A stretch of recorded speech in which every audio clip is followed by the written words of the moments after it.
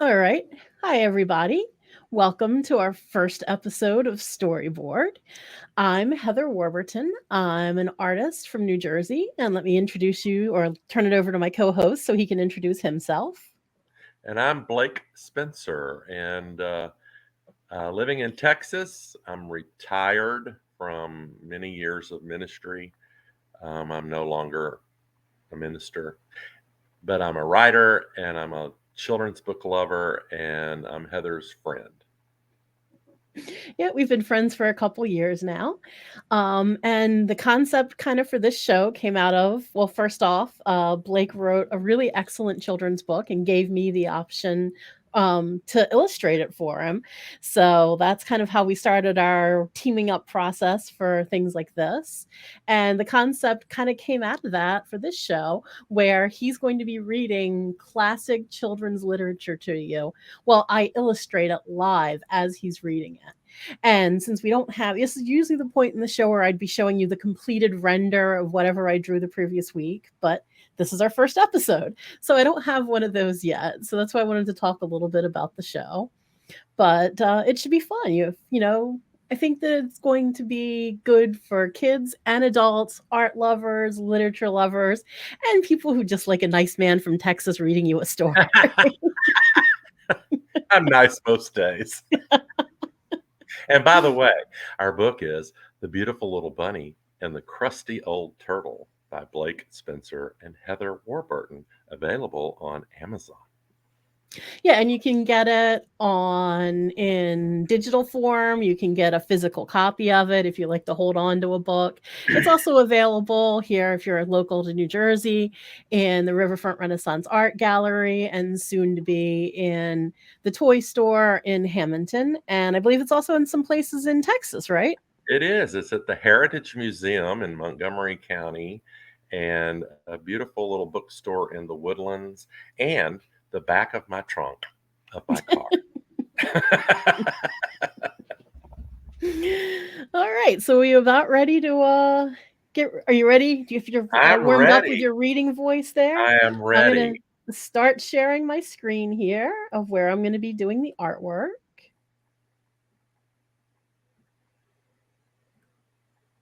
Today we chose a story that some of us might remember. It matters how old you are, but it's one of those stories I think um, all ages need to hear, and a beautiful, beautiful story about being loved and being real. And are we ready, Heather? Yep, we are ready. Do you see? I've started drawing now. Okay. The title of the story is The Velveteen Rabbit by Marjorie Williams. There once was a velveteen rabbit, and in the beginning, he was really splendid. He was fat and bunchy, as a rabbit should be. His coat was spotted brown and white. He had real thread whiskers, and his ears were lined with pink satin. On Christmas morning, when he sat wedged in the top of the boy's stocking with a sprig of holly between his paws, the effect was charming. There were other things in that stocking: nuts and oranges and a toy engine and chocolate almonds and a clockwork mouse. But the rabbit was quite the best of all. For at least 2 hours, the boy loved him. And then aunts and uncles came to dinner. And there was a great rustling of tissue paper and unwrapping of parcels and the excitement of looking at all the new presents. The Velveteen Rabbit was forgotten. For a long time, he lived in the top cupboard or on the nursery floor, and no one thought very much about him. He was naturally shy, and being only made of velveteen, some of the more expensive toys quite snubbed him. The mechanical toys were very superior and looked down upon everyone else. They were full of modern ideas and pretended they were real. The model boat, who had lived through 2 seasons and lost some of his paint, caught the tone from them and never missed an opportunity of referring to his rigging in technical terms. The rabbit could not claim to be a model of anything, for he didn't know that real rabbits existed. He thought they were all stuffed with sawdust, like himself. And he understood that sawdust was quite out of date and should never be mentioned in modern circles. Even Timothy, the jointed wooden lion who was made by the disabled soldiers who should have had broader views, put on airs and pretended he was connected with the government. Between them all, the poor little rabbit was made to feel himself very insignificant and commonplace. And the only person who was kind to him at all was the Skin Horse. The Skin Horse had lived longer in the nursery than any of the others. He was so old that his brown coat was bald in patches and showed the seams underneath. And most of the hairs in his tail had been pulled out to string braid necklaces. He was a wise He was wise, for he had seen a long succession of mechanical toys arrive to boost and swagger and by break their main springs and pass away. And he knew they were only toys and would never turn into anything else. For nursery magic is very strange and wonderful. And only those playthings that are old and wise and experienced, like the Skin Horse, understood all about it. "What is real?" asked the rabbit one day when they were lying side by side near the nursery fender before Nana came to tidy the room. "Does it mean having things that buzz inside you and stick out and a stick out handle?" "Real isn't how you're made," said the Skin Horse. "It's a thing that happens to you. When a child loves you for a long, long time, not just to play with you, but really loves you, then you become real." "Does it hurt?" asked the rabbit. "Sometimes," said the Skin Horse, for he was always truthful. "When you are real, you don't mind being hurt." "Does it happen all at once, like being wound up?" he asked, "or bit by bit?" "It doesn't happen all at once," said the Skin Horse. "You become. It takes a long time. That's why it doesn't happen often to people who break easily or have sharp edges or have to be carefully kept. Generally, by the time you are real, most of your hair has been loved off and your eyes drop out and you get loose in the joints and very shabby. But these things don't matter at all because once you are real, you can't be ugly, except to people who don't understand.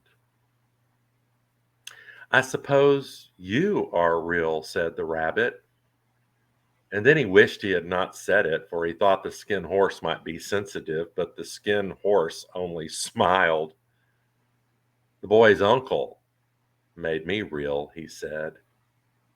"That was a great many years ago. But once you are real, you can't become unreal again. It lasts for always." The rabbit sighed. He thought it would be a long time before this magic called real become happened to him. He longed to become real, to know what it felt like. And yet the idea of growing shabby and losing his eyes and whiskers was rather sad. He wished that he could become it without these uncomfortable things happening to him. There was a person called Nana who ruled the nursery. Sometimes she took no notice of the playthings lying about, and sometimes, for no reason whatever, she went swooping about like a great wind and hustled them away into cupboards. She called this tidying up, and the playthings all hated it, especially the tin ones. The rabbit didn't mind so much, for whatever he was thrown, wherever he was thrown, he came down soft. One evening, when the boy was going to bed, he couldn't find the china dog that always slept with him. Nana was in a hurry, and it was too much trouble to hunt for china dogs at bedtime. So she simply looked about, and seeing that toy cupboard door stood open, she made a swoop. "Here," she said, "take your old bunny. He'll do to sleep with you." And she dragged the rabbit out by one ear and put him in the boy's arms. That night, and for many nights after, the Velveteen Rabbit slept in the boy's bed. At first, he found it rather uncomfortable, for the boy hugged him very tight, and sometimes he rolled over on him, and sometimes he pushed him so far under the pillow that the rabbit could scarcely breathe. And he missed, too, those long moonlight hours in the nursery when all the house was silent, and his talks with the skin horse. But very soon he grew to like it, for the boy used to talk to him and made nice tunnels for him under the bedclothes that he said were like the burrows the real rabbits lived in. And they had splendid games together in whispers when Nana had gone away to her supper and left the nightlight burning on the mantelpiece. And when the boy dropped off to sleep, the rabbit would snuggle down close under his little warm chin and dream, with the boy's hands clasped close around him all night long. And so time went on. And the little rabbit was very happy, so happy that he never noticed how his beautiful velveteen fur was getting shabbier and shabbier, and his tail becoming unsewn, and all the pink rubbed off his nose where the boy had kissed him. Spring came, and they had long days in the garden, for wherever the boy went, the rabbit went too. He had rides in the wheelbarrow and picnics on the grass and lovely fairy huts built for him under the raspberry canes behind the flower border. And once, when the boy was called away suddenly to go out to tea, the rabbit was left out on the lawn until long after dusk. And Nana had to come and look for him with the candle because the boy couldn't go to sleep unless he was there. He was wet through with dew and quite earthy from diving into the burrows the boy had made for him in the flower bed, and Nana grumbled as she rubbed off with the corner rubbed him off with the corner of her apron. "You must have your old bunny," she said. "Fancy all that fuss for a toy." The boy sat up in bed, stretched out his hands. "Give me my bunny," he said. "You mustn't say that. He isn't a toy. He's real." When the little rabbit heard that he was so happy, for he knew that what the Skin Horse had said was true at last. The nursery magic had happened to him, and he was a toy no longer. He was real. The boy himself had said so. That night he was almost too happy to sleep, and so much love stirred in his little sawdust heart that it almost burst. And into his boot button eyes that had long ago lost their polish, there came a look of wisdom and beauty, so that even Nana noticed it the next morning when she picked him up and said, "I declare, if that old bunny hasn't got quite a knowing expression." That was a wonderful summer. Near the house where they lived, there was a wood, and in that long June evening, the boy liked to go there after tea to play. He took the Velveteen Rabbit with him, and before he wandered off to pick flowers or play at brigands among the trees, he always made the rabbit a little nest somewhere among the bracken where he would be quite cozy. For he was a kind hearted little boy, and he liked Bunny to be comfortable. One evening, while the rabbit was lying there alone, watching the ants that ran to and from between his velvet paws in the grass, he saw two strange beings creep out of the tall bracken near him. They were rabbits like himself, but quite furry and brand new. They must have been very well made, for their seams didn't show at all, and they changed shape in a queer way when they moved. One minute they were long and thin, and the next minute fat and bunchy, instead of always staying the same like he did. Their feet patted softly on the ground, and they crept quite close to him, twitching their noses, while the rabbit stared hard to see which side the clockwork stuck out. For he knew that people who jump generally have something to wind them up, but he couldn't see it. They were evidently a new kind of rabbit altogether. They stared at him, and the little rabbit stared back, and all the time their noses twitched. "Why don't you get up and play with us?" one of them asked.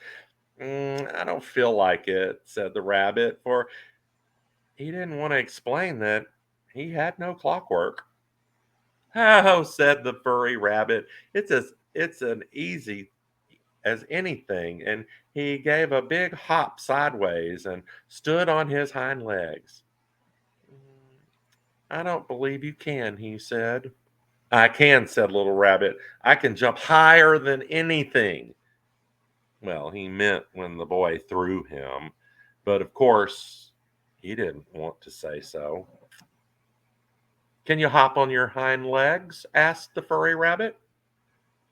That was a dreadful question, for the Velveteen Rabbit had no hind legs at all.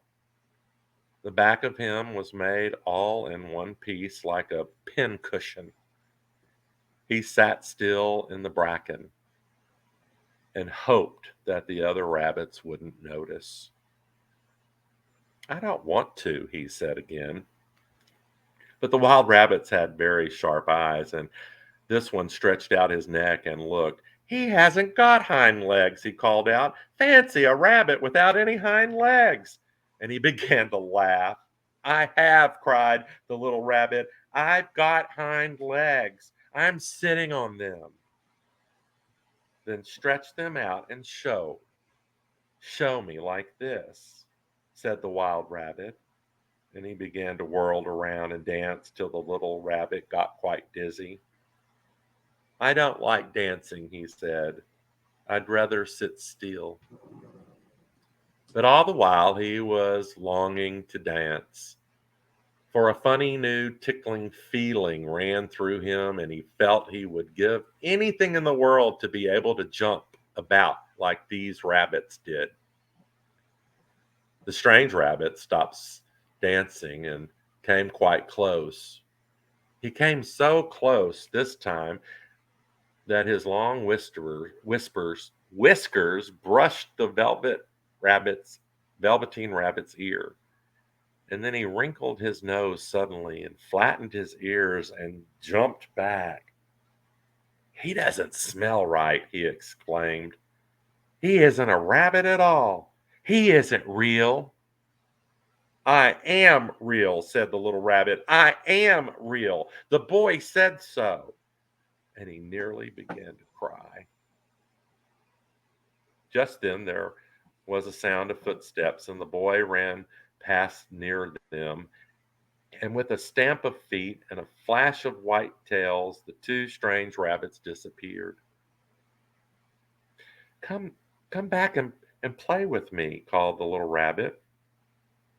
Oh, do come back. I know I am real. But there was no answer. Only the little ants ran to and from, and the bracken swayed gently where the two strangers had passed. The velveteen rabbit was all alone. Oh dear, he thought.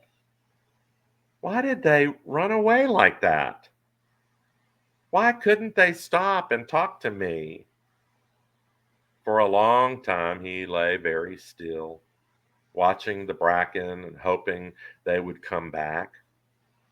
But they never returned. And presently the sun sank lower, and the little white moths fluttered about, and the boy came and carried him home. Weeks passed, and the little rabbit grew old and shabby, but the boy loved him just as much.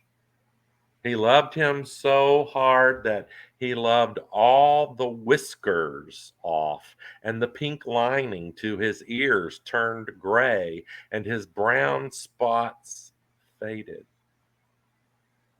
He even began to lose his shape, and he scarcely looked like a rabbit anymore, except to the boy. To him, he was always beautiful, and that was all that the little rabbit cared about. He didn't mind how he looked to other people because the nursery magic had made him real.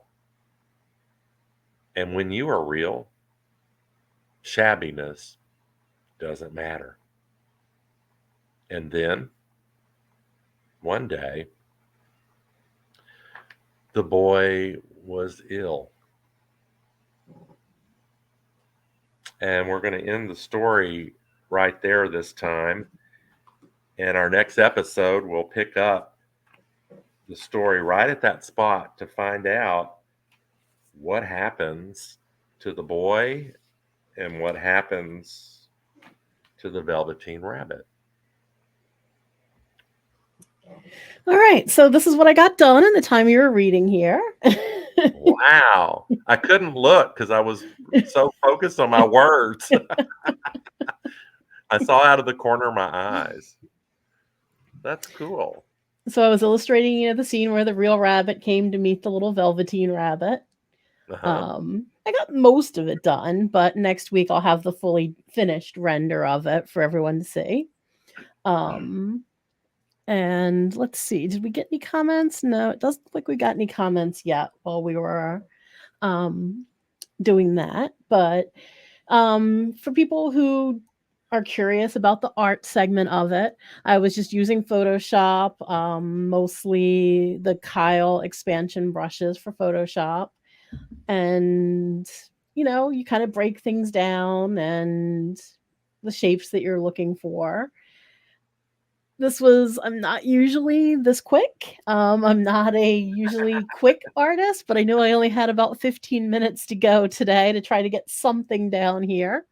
So this is my first attempt at fast art of sorts. Fast art. I've learned a little bit about watercolor painting, and I've learned that clouds are the hardest things to create. So I wasn't able to watch you um, make the clouds. Can you talk about the clouds? Sure, that's actually just one of the Kyle brushes, is that it's sort of a cloud shape. I just filled in, I kind of flatted in the sky background with that bluish color. And then on another layer on top of that, you use a sort of a white, this cloud creation brush, which kind of creates like it does is opacity changes during the course of while you're using it. So it sort of jitters the very dark white and the very lighter white together as you're using the brush. And so, what was And that I word? hmm? You said you used a big word at the beginning of that. Opacity? Yeah, what's that? Oh, okay. Yeah, right. The opacity is sort of how deep the color is. That you can have something that's kind of just a little bit pink, and that's a Oh, lower opacity, or just a little bit white, and okay. that's a lower opacity. Whereas a very strong, deep color, like these Mm, trees are very brown, so they have a very high opacity. I got you. But some of the grass that I put down has a much lower opacity because it's just a little bit green. Is it related to the word opaque? Yes, it Like is. that's the word. Okay, gotcha. That's cool. Well, I wanted to also mention as we read this story, it's an old story, and I assume it's from kind of England, and they use words instead of saying the woods, they say the wood, and bracken, which is I didn't look up what bracken is. But it's out in the I think woods. it's like briars and stuff, isn't it? Yeah, just kind of the underbrush that grows in the woods, and I think when we both read the story, we got caught up on what the skin horse was.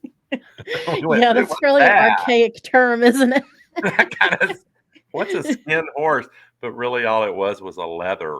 It was a horse, a stuffed horse made out of leather, like a leathery horse, and he had Yeah, I lost. guess a long time ago they didn't have a lot of the modern materials that we have, the fluffy stuff that we put in stuffed animals now, so they actually made it out of leather. Yeah, and then we learned sawdust. Hmm. Did you have a stuffed animal that you loved? I did. I'm sort of aging myself here, telling my age, but I had a pound puppy that I really loved. Did you love the eyeballs off of it? No, I still have the pound puppy, and it still sits on my bedside table, like, there so it can watch over me while I sleep still in my, late 40s. Wow. I had, and then I'm dating myself too. Um, I had two, and one was a stuffed Mr. Magoo. Isn't that a strange one? Do you know who Mr. Yeah, Magoo I is? do. What a strange stuffed animal or person or cartoon to have. And I literally loved that, and I literally kind of chewed the end of his rubber nose off because I just would sit there and but I loved him. He was my friend. That's why Yeah, I and, love like, this thinking of story. things from I loved this story when I was little. It was one of my favorite stories, so it's awesome to still be able to, find some relevance in it, even though it's way far older than I am. I think it was written probably in, like, the 20s or 30s for it to, be the age that it is, and I loved it when I was a kid, and I still love some of the messages about what makes something real and what makes something we all have value in different ways. and different things that make us special and unique. And I think that's a great one of the great stories of this book. Well, um, I remember the story as well, and it means more to me now as I've learned who I am. But I'm also in this moment where I've moved back into this house, where I grew up to be with my mother, to help her when in her older age. She's 87. And so I think of her as this real person, but uh, all of us kind of begin looking different as we get older. And I like the idea that a lot of it, a lot of what we look like and a lot of what happens to us is because we've been loved and we have loved. Right. You start to show the signs of a life well lived. Yeah. So You've had I, experiences, you've had things that have scarred us and that we've healed from and grown stronger. All of those things are been out there living a life, and now you're showing signs, and every wrinkle is well earned, and every gray right. hair, I'm starting to get more than a few of them. I've earned those gray hairs. Well, and then the other, I sat with my daughter yesterday out on the deck, and she's older now, an adult, but she has a 5-year-old. But we talked about, do you, do you spend a lot of, I knew the answer to this because both of us spend a lot of time thinking about who we are and what it means to be real, what it means to be us in a unique way. And what it means to go, hey, I'm really okay with myself no matter what other people think. And I think that's the biggest part of this story for me is I can't spend a whole lot of time caring about what other people think when I'm really proud of where I've come and what I've become. So it's a beautiful story. So we're going to be back in 2 weeks, about the same time. We'll be again on YouTube, on Twitch, and on Facebook. And you can follow us and see what happens to the little boy and what happens to the Velveteen Rabbit in the second half of the story. And we're going to have more great stories coming up in the weeks to follow. And I'll hopefully get faster and faster at illustrating things as we go so I can get more and more of the story that we capture. And I think that's important too for a takeaway message before we close it out for today is when you ever hear somebody reading you a story, like Blake reading this story to us today, and you kind of create pictures in your head of what you think is happening, that's kind of all art is. That's the first step of creating art is visualizing. So you already are an artist. There's no barrier of you've got to go to this amount of art school or take this amount of courses. You're already an artist in your mind, and you're all you have to do is get your body to catch up to the fact that you're an artist, get your hands to understand how you want to draw the lines, and that'll come. But you're already creating art every time you think about something or visualize the world, visualize your family. You're making pictures in your head, and that's really important, and that's about how you create new and beautiful things in the world. That's awesome. You bring the words alive with a picture. And I think someone else drawing the picture, they see a different part of it. And it's really fun to see what part of the story you see and bring alive. Yeah, we're all unique. We all have different experiences and backgrounds and things that we latch on to or we're drawn to. So that's why it's important that everyone is an artist and everyone shares that art that they're creating in their minds. So I'm going to keep writing and reading, and Heather's going to keep bringing it alive. Yeah, and we will see you guys in 2 weeks. Hopefully, you enjoyed this. If you do, remember to like and share us on wherever you found us. Like us, follow us, share us, and you can check out other stuff we've been doing.